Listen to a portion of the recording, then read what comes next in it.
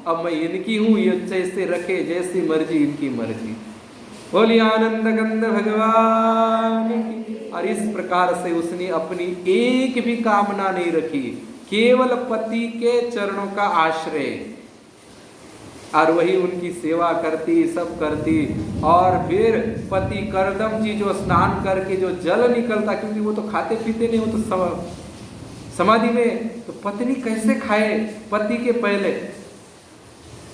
और फिर केवल उनका चरणों तक धोकर वो पीती थी जल, इतना ही। धीरे धीरे समय बीतता गया, भगवान ने भीतर प्रेरणा की करदम जी की, अरे तेरी आँख खोल के तो देखो, उसकी तपस्या देखो। करदम जी की तपस्या से ज्यादा उसकी पत्नी की तपस्या का पुण्य ज्यादा बढ़ गया, उसका तेज ज्यादा बढ़ गया, क्योंकि उसने अपनी मन की नहीं, उसने कोई तपस्या नहीं की, कोई ध्यान नहीं लगाया, कोई नाम नहीं जपा है। उसने एक ही काम किया कि अपनी मन की नहीं, जो पति कहे वही। और पति समाधि में है तो वो अपने मन की करती ही नहीं थी। इसीलिए भजन करने वाले, समाधि लगाने वाले करदम जी से भी ज्यादा इसकी तपस्या बढ़ गई। तीनों देवता उसकी तपस्या से भगवान प्रसन्न हो गए, और भगवान ने करदम जी के मन में प्रेरणा की कि अब तो आंखें खोलो।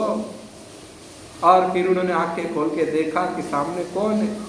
पूछा, याद भी नहीं रहा है कि पत्नी एक विवाह हुआ है। पूछा, तू कौन है? बोले, आपकी दासी हूँ, मेरे पिताजी आपके चरणों की सेवा करने के लिए छोड़ के गए। करदम जी को सब याद आ गया। फिर पता चला, अरे विवाह करना है, भगवान आने वाले हैं। फिर उन्होंने कहा कि एक काम करो देवी, ये जो बिंदु सरोवर है इसमें स्नान करो। स्नान करने गई, सुंदर दिव्य स्वरूप हो गया, हजारों दासियां, और वहीं पर एक विमान तैयार किया, 7 मंजिला विमान। देखो, हम लोग कहते हैं कि वैज्ञानिक आज ही विमान तैयार कर रहे हैं। अरे इतनी फैसिलिटी तो आज के विमान में भी नहीं है। इतनी फैसिलिटी थी उसमें, हजारों हजारों दासियां रहती। वो विमान ऐसा था कि जहाँ इच्छा की, अब इच्छा हुई पृथ्वी पर चलो तो पृथ्वी पर, अब इच्छा हुई स्वर्ग पर, अब इच्छा हुई चंद्र पर। और चंद्र में जाते जाते कितना समय लगा है, वो तो क्षण में जाते थे। और सब खाने की, पीने की, सोने की, घूमने की, झूला झूलने की सब सुविधा उसके अंदर थी। और इस प्रकार से बहुत सुंदर विहार किया। और फिर 9 पुत्रियां हुई है, और 9 पुत्री के बाद में साक्षात भगवान कपिल ने अवतार लिया है। बोलिए कपिल भगवान की। ऐसा हम यदि गृहस्थ धर्म का पालन करेंगे तो हमारे भी घर पर भगवान को आना ही पड़ेगा, भगवान को आना पड़ेगा, क्योंकि हमने भगवान के बनाए हुए धर्म का पालन किया है। धर्म का पालन नहीं करेंगे तो भगवान कहेंगे मैं क्यों आऊं? जिसका तुम पालन कर रहे वही आएगा। अधर्म का पालन करेंगे तो अधर्म आएगा, धर्म का पालन करेंगे तो धर्म आएगा। तो इस प्रकार से भगवान कपिल भगवान आए हैं। करदम जी ने उनको प्रणाम किया। करदम जी बड़े प्रसन्न हो गए, और माता देवती भी बड़ी प्रसन्न हो गई। और प्रसन्नता के बाद में करदम जी ने कहा कि भगवान मुझे तो एक ही चस्का लगा है, एक में ही आनंद आता है। बोले क्या? कि बस जाकर बैठ जाए, ध्यान लगाए, और आधी आंखें खोल के और क्या करे, राम राम राम राम राम राम राम राम राम राम राम राम राम राम राम राम। ऐसा करने से मुझे बड़ा आनंद आता है, और ऐसा करने से ही आप आए हैं, इसलिए मुझे जिसमें आनंद आ रहा है वही मुझे करने दो। और करदम जी भगवान को प्रणाम करके और पुनः जंगल में चले गए।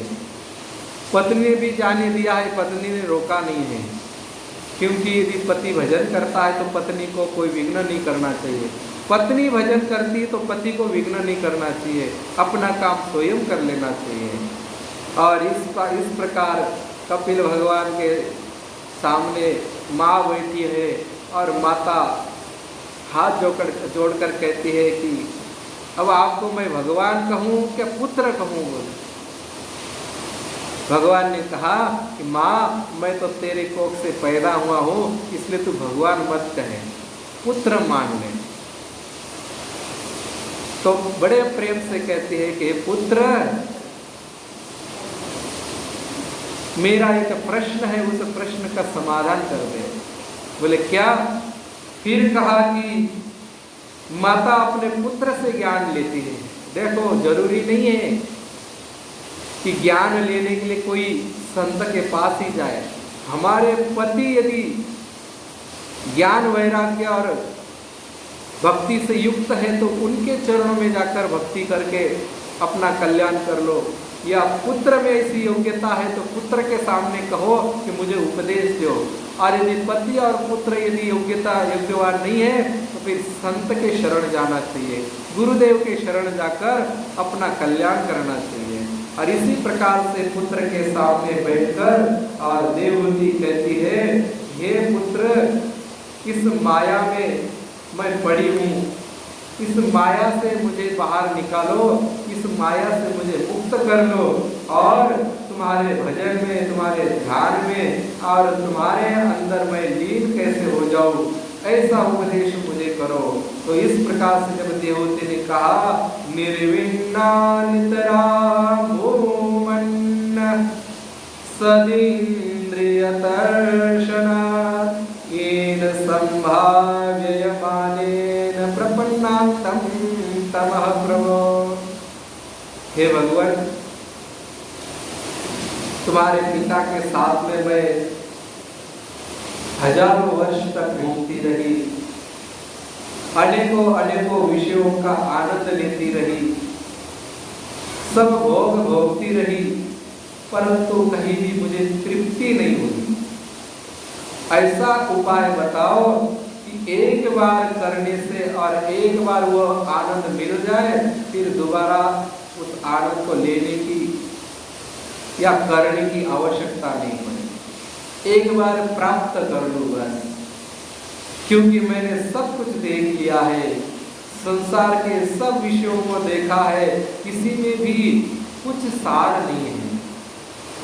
ये संसार के प्राणी हैं, ये केवल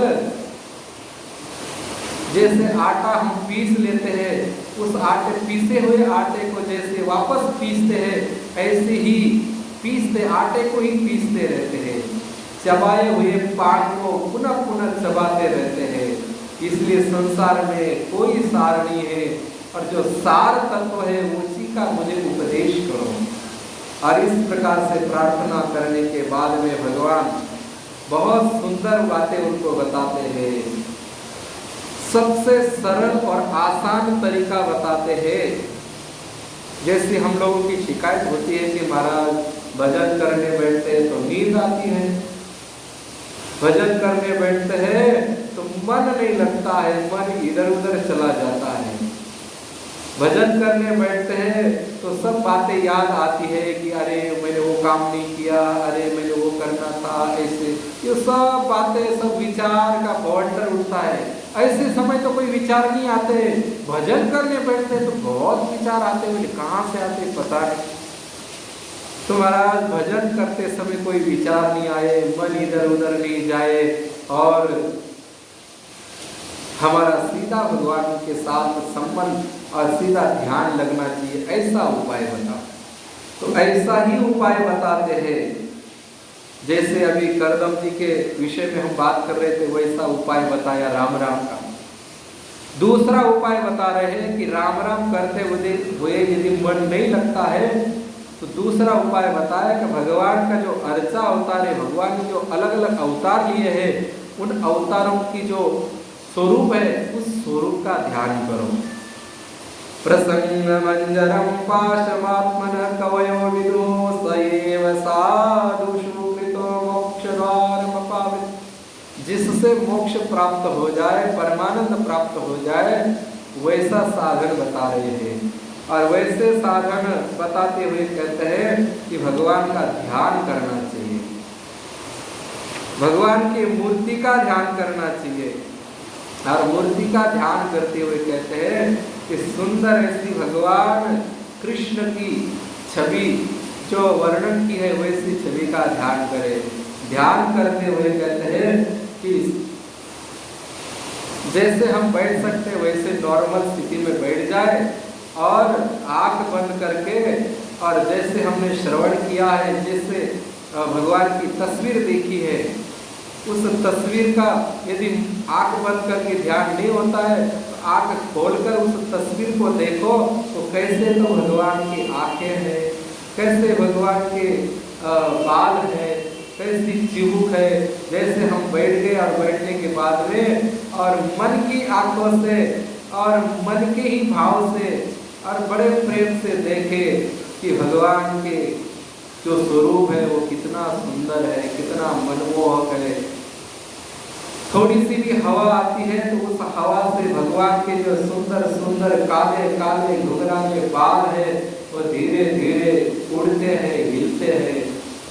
उसके बाद में भगवान के सिर पर, उन बालों के ऊपर सुंदर ऐसा मोर मुकुट है, सुंदर सोने का मुकुट धारण किया है। उस मुकुट के अंदर बड़े मूल्यवान रत्न जड़े हुए हैं, हीरे पन्ने मोती सब जड़े हुए हैं। और उन मुकुट के अंदर सुंदर ऐसा मोर पंख लगाया हुआ है। ऐसा मुकुट कितना सुंदर झिलमिल झिलमिल करते हुए उसके अंदर के मोती है। और उसके बाद में धीरे धीरे मन की आंखों से नीचे आ जाओ, बालों के नीचे कितना सुंदर विशाल ललाट है भगवान का। उस ललाट के ऊपर कितना सुंदर भगवान का तिलक किया हुआ है। और उन तिलक के दोनों साइड में धनुष की तरह कमान बनाए हुए भगवान की भुएं हैं। कितनी सुंदर आकार वाली भुएं हैं। उन भुवों के नीचे कमल नयन है, भगवान के सुंदर कमल की तरह खिले हुए वो सुंदर शुभ्र ऐसे नेत्र है। उन नेत्रों के अंदर काली काली सुंदर सुंदर पुतलियां है। जो पुतलियां उन आंखों से सुंदर प्रेम की धाराएं, प्रेम की वर्षा कर रही है, अमृत बरसा रही है। और उसके ऊपर जो पलके है वो पलके कितने सुंदर सुंदर काले काले पलके धीरे धीरे हिलते हैं। और उन पलकों के नीचे भगवान के सुंदर सुचिक्कन गाल है, कोमल कोमल गुलाबी और माखन की तरह चिकने चिकने वो गाल, लाल लाल गाल भगवान के। और वो सुंदर तोते की नाक की तरह वो सुंदर नाक है। तोते की जो चोंच होती है उसी की तरह लाल लाल भगवान की नाक है। और उस नाक में एक सुंदर सा मोती लगा हुआ है यहाँ। और वो मोती धीरे धीरे भगवान के चेहरा हिलता है तो मोती थोड़ा थोड़ा हिलता है और चमकता है। और चमक चमक करके हमारे हृदय का अज्ञान दूर करता है। और उस मोती के नीचे सुंदर ऐसी भगवान की मुस्कुराहट से भरे हुए, हास्य प्रसन्नता से भरे हुए ओष्ठ है। ऊपर का ओष्ठ लाल और नीचे का ओष्ठ भी सुंदर ऐसा लाल लाल है। और सुंदर सुंदर भगवान की मुस्कान है। भगवान मुस्कुराते हैं तो करोड़ों करोड़ों भक्त उस मुस्कान पर वारी वारी जाते हैं, बलिहारी जाते हैं। ऐसे भगवान के ओष्ठ है। और उन ओष्ठों पर, निचले वाले ओष्ठ पर भगवान ने सुंदर मुरली रखी हुई है। और उस मुरली के अंदर, उस बांसुरी के अंदर हवा फूंक रहे हैं। हवा फूंक फूंक के सुंदर ऐसा शब्द निकलता है कि हे प्यारे भक्तों, आ जाओ मेरी शरण, आ जाओ मेरे पास आ जाओ। मैं आपको बहुत बहुत प्रेम करता हूँ, बहुत आपसे स्नेह करता हूँ। और भगवान इस प्रकार से बुलाते हैं। और वही मुरली के नीचे भगवान की ठोड़ी है। ठोड़ी पर काली बिंदी लगी हुई है। काली बिंदी इसलिए है कि भगवान को नजर ना लगे। उनकी जो प्यारी माँ है यशोदा मैया, उस मैया ने भगवान की आंख में काजल लगाया है और गालों पर और यहाँ ठोड़ी पर काली बिंदी इसलिए लगाई कि किसी की नजर ना लगे मेरे लाला को। जय हो ऐसे बलिहारी कन्हैया की। और इस प्रकार से फिर उनका सुंदर ऐसा कंठ है, शंख की तरह घुमावदार कंठ है। और वह कंठ इतना स्वच्छ है इतना पारदर्शी है कि भगवान थोड़ा भी कुछ खाते हैं तो बाहर से दिखाई देता है, इतना कोमल और उनका कंठ है, फिर नीचे उनकी भुजाएं है, अजान बाहु भगवान है और ऐसी मजबूत भुजाएं कि जो भक्त के कोई भी कष्ट हो, कितने भी बड़े कष्ट हो, उसको तत्क्षण नष्ट करने में समर्थ ऐसी उनकी भुजाएं हैं। और उनका चौड़ा ऐसा वक्षस्थल है, उस वक्षस्थल पर कौस्तुभ मणि है और लक्ष्मी विराजमान है और भृगुलता है और गले में सुंदर वनमाला है और अनेक आभूषण धारण किए हैं। सुंदर ऐसा गले में पीताम्बर लहरा रहा है और वह लहराता हुआ पीताम्बर, जैसे जैसे पीताम्बर लहराता है वैसे वैसे भक्त के हृदय का अज्ञान दूर हो जाता है और भगवान के प्रेम में सरोवर हो जाता है।